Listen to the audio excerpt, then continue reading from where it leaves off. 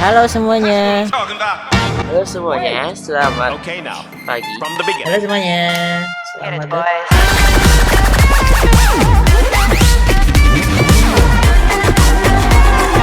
Joint on the corner where the big boys play.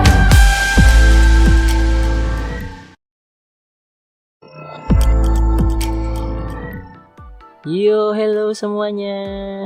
Selamat bergabung kembali ya di YouTube channel Dunia Coding.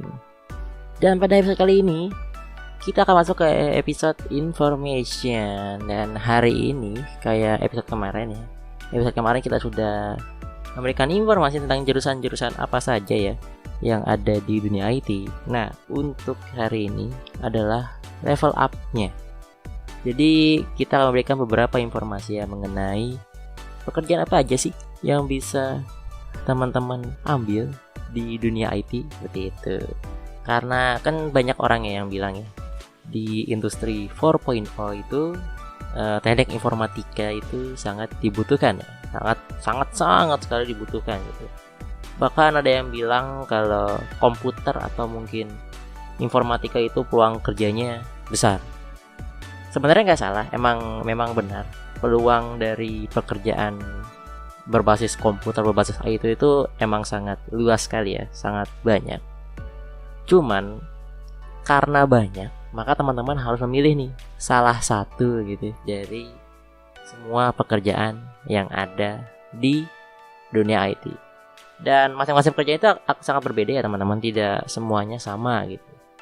Nah, pekerjaan apa aja yang mungkin bisa teman-teman ambil bisa kita lihat di yang akan kita jelaskan pada sekarang ini.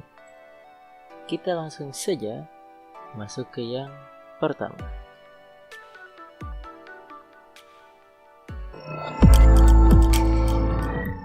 Oke, yang pertama pekerjaan IT di dunia IT ya, yaitu software developer. Jadi teman-teman juga bisa memilih software developer sebagai pekerjaan masa depan teman-teman. Jadi tugas dari software developer sendiri sebenarnya cukup berat ya. Jadi nanti teman-teman kalau misalkan memilih software developer menjadi kerjaan utama teman-teman, nanti teman-teman harus melakukan sebuah riset, terus mendesain sampai mengimplementasikan sebuah software di dalam sistem gitu. Karena pada zaman sekarang ini biasanya perangkat-perangkat lunak itu sudah nggak asing lagi di sebuah perusahaan, karena banyak sekali sekarang di masa sekarang perusahaan pada ngebuat software-softwarenya sendiri.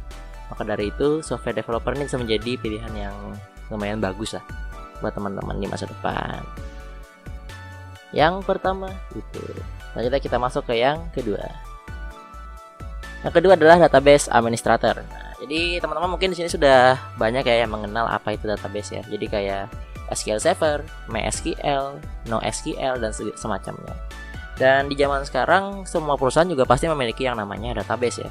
Dan database juga merupakan suatu hal yang sangat penting lah di dunia yang sekarang ini gitu loh. Dari nama kalian, alamat kalian gitu, semua data-data kalian itu semuanya disimpan di dalam database. Maka dari itu database administrator bisa dibilang peluangnya sangat besar ya di masa yang akan mendatang gitu. Nanti itu tugasnya adalah kalian bertugas untuk mendesain, memelihara dan memperbaiki database dari organisasi. Nah, jadi bertugas untuk menyusun penggunaan data lah gitu supaya biar mudah diakses seperti itu.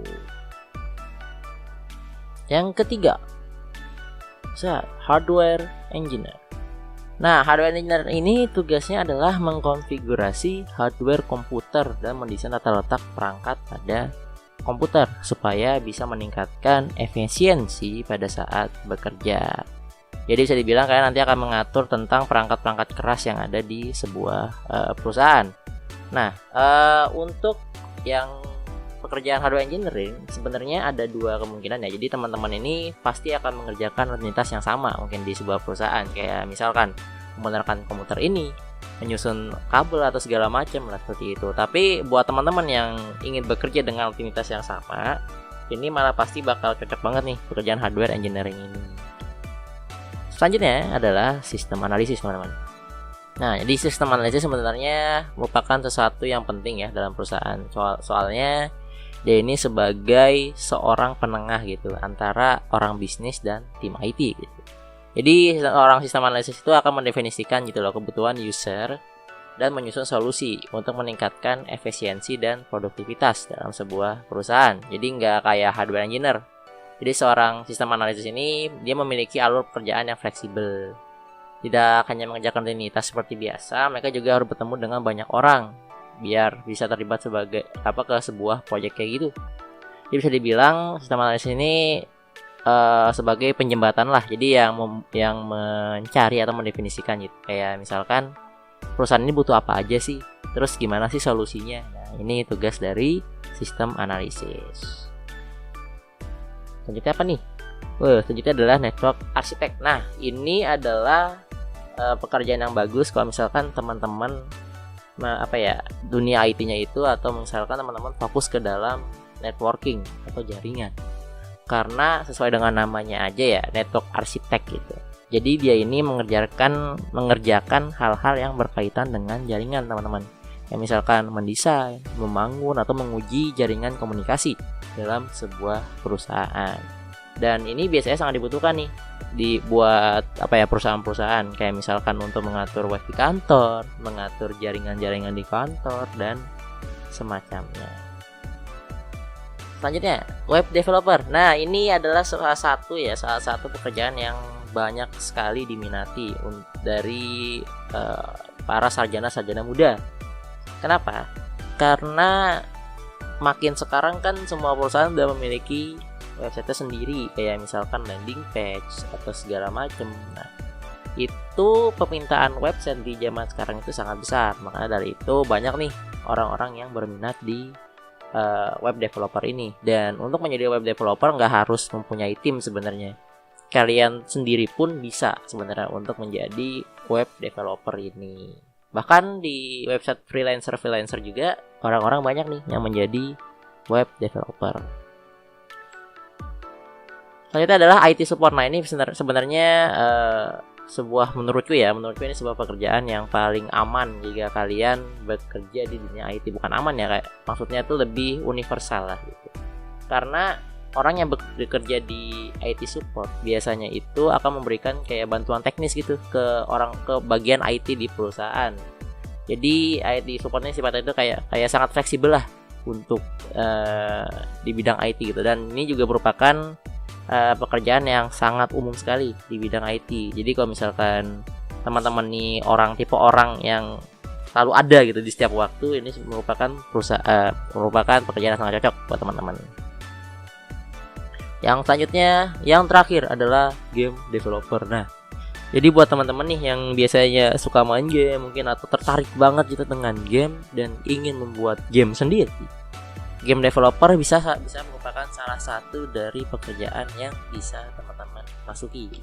Karena ya tahu sendiri lah ya, makin bertambahnya zaman, game-game selalu booming gitu, selalu naik lah ininya permintaannya, dan banyak sekali gamer-gamer di dunia ini gitu kan. Jadi buat teman-teman kalau misalkan tertarik dengan dunia game, bisa langsung masuk aja ke game developer.